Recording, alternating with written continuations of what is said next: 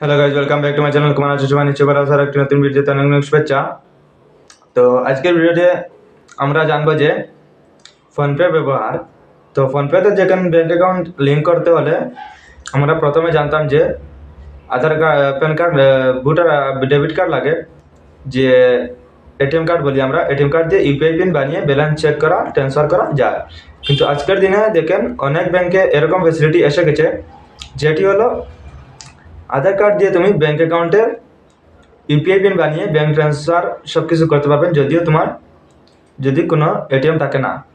তাহলে কি কি ক্রাইটেরিয়া এবং টার্মস অ্যান্ড কন্ডিশন কি কি তোমার হতে হবে যে তুমি আধার কার্ড দিয়ে তুমি ইউপিআই পিন বানিয়ে ফোনপে ব্যবহার করতে পারবে। তো পরে আমি স্ক্রিনে মোবাইলের মধ্যে দেখাবো কীভাবে ইউপিআই পিন বানাতে হয় আধার কার্ড দিয়ে। এর আগে আমি বলে দেই, আধার কার্ড দিয়ে তুমি ফোনপের ইউপিআই পিন বানাতে হলে তোমার আধার কার্ডে যেটি ফোন নম্বর দেওয়া সেটি তোমার ব্যাঙ্ক অ্যাকাউন্টেও দিতে হবে। তোমার ব্যাঙ্ক অ্যাকাউন্টে যেটি ফোন নম্বর সেটি আধার কার্ডের সাথে ওটি নম্বর হতে হবে সেম। আর তোমার ব্যাঙ্ক অ্যাকাউন্টের সাথে আধার কার্ড লিঙ্ক হতে হবে। লিঙ্ক অর্থাৎ মনে করো তুমি ব্যাঙ্ক অ্যাকাউন্ট ওপেন করছো, আজকের দিনে মনে করো ওপেন করছো, তাহলে তো আধার কার্ড অটোমেটিক লিঙ্ক আসেই, কারণ তুমি আধার কার্ড দিয়ে অ্যাকাউন্ট ওপেন করছো। কারণ আধার কার্ড ছাড়া তোমার অ্যাকাউন্ট ওপেন হবে না। তাই সেই মোবাইল নাম্বার হতে হবে, তারপরে তুমি করতে পারবেন। কী কী ব্যাঙ্কে আসছে কয়েকটি ব্যাঙ্কের নাম আমি বলে দিই। স্টেট ব্যাঙ্ক অফ ইন্ডিয়া, সেটা তো তুমি আধার কার্ড দিয়ে ইউপিআই পিন বানিয়ে ফোনপে গুগল পে ব্যবহার করতে পারো এটিএম কার্ড যদি না থাকে।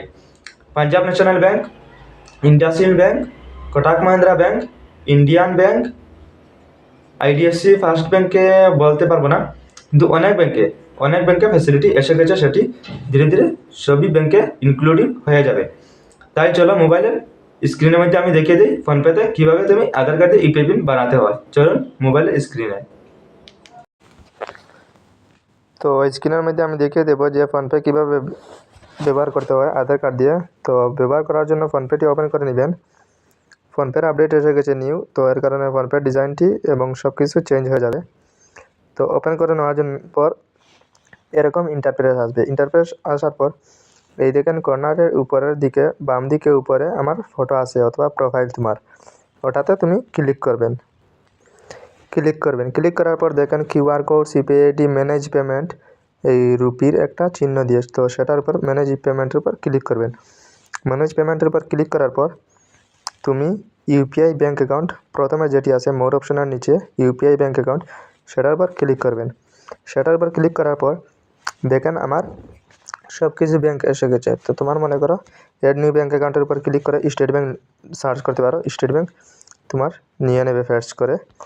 তো তারপরে মনে করেন আমার অলরেডি ব্যাঙ্ক অ্যাকাউন্ট আছে এবং ইউপিআই পিন বানানো আছে, তো ওটাকে আমি ফরগট করা অথবা নতুন বানানো সেমই কথা। তো আমি পাঞ্জাব ন্যাশনাল ব্যাঙ্কে তো আছে অলরেডি ফ্যাসিলিটি যে আধার কার্ড দিয়ে তুমি পিন বানাতে পারো। তো তোমার যদি নতুন পিন বানানো হয় তাহলে সেট ইউপিআই পিন অপশন আসবে। আর আমার অলরেডি পুরানো আছে, এর কারণে রিসেট করবো আমি। রিসেট করা সেটিও সেম পদ্ধতি। রিসেট করতে হলে এটিএম কার্ড লাগে, কিন্তু আধার কার্ড দিয়ে আমি করে দেখাবো। তো রিসেটের উপর ক্লিক করবা। ক্লিক করার পর দেখেন set UPI pin using Aadhaar number linking with bank debit ATM card. তো আমি উপরেটা সিলেক্ট করে নিলাম। উপরেটা সিলেক্ট করে নেওয়ার পর প্রসিডের উপর আমি ক্লিক করলাম। আমার আধার কার্ড লিঙ্ক আছে ব্যাঙ্কের সাথে, আর ব্যাঙ্কে যেটি ফোন নম্বর দেওয়া সেটি আধার কার্ডেও দেওয়া।